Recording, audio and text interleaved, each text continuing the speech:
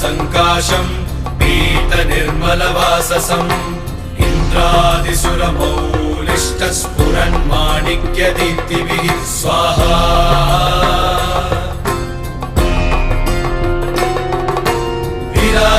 विराजितपदद्वन्द्वम् शङ्खचक्रादिहेतिभिः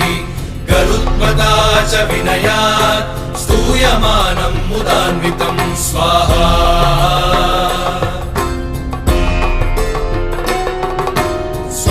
स्वहृत्कमलसंवासम्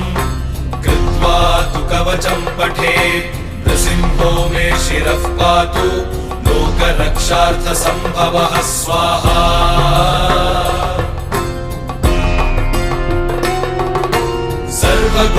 सर्वगोपिस्तम्भवासः हालं मे रक्षतु ध्वनिम्